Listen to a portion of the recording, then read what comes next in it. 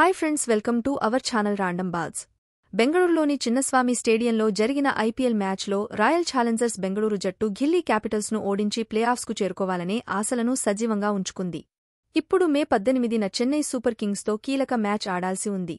ఈ మ్యాచ్లో బెంగళూరు గెలిస్తే ప్లేఆఫ్కు అర్హత సాధిస్తుంది. కానీ ఈ విజయంతో బెంగళూరు ఇతర జట్ల ఫలితాలపై ఆధారపడి ఉంది. అయితే ఈసారి మాత్రం ఆర్సీబీ పురుషుల జట్టు కప్ గెలుస్తుందన్న ఆశ అభిమానుల మదిలో నెలకొంది. ఎందుకంటే ఈసారి విమెన్ ప్రీమియర్ లీగ్లో ఛాంపియన్గా మారిన బెంగళూరు మహిళల జట్టు, పురుషుల జట్టు లీగ్ ప్రయాణం మధ్య ప్రత్యేక యాదృచ్ఛికం ఉండడటమే ఇందుకు కారణం. ఈ ఏడాది జరిగిన ఉమెన్స్ ప్రీమియర్ లీగ్లో కూడా ప్రస్తుతం జరుగుతున్న ఐపీఎల్ మాదిరిగానే చాలా ఉత్కంఠభరితంగా సాగింది.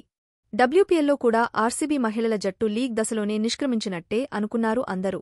కానీ ఆర్సీబీ మహిళల జట్టు అద్భుతంగా పునరాగమనం చేసి ట్రోఫీని గెలుచుకుంది. నిజానికి మ్యాచ్లో ఆర్సీబీ మహిళల జట్టు ఢిల్లీ క్యాపిటల్స్పై ఒక పరుగు తేడాతో ఓడిపోయింది. ఇక్కడి నుంచి స్మృతి ప్లేఆఫ్కు అర్హత సాధించే అవకాశం లేదు. కానీ ట్రోఫీని గెలుచుకునే వరకు అన్ని మ్యాచ్లను గెలుచుకుంది.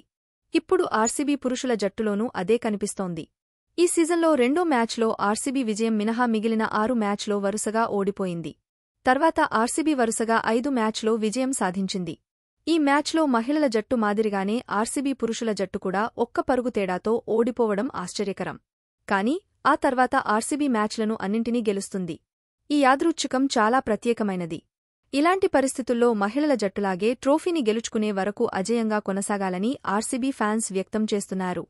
ఇలాంటి మరిన్ని క్రికెట్ న్యూస్ కోసం మా ఛానల్ని సబ్స్క్రైబ్ చేసుకోండి. Thank you for watching.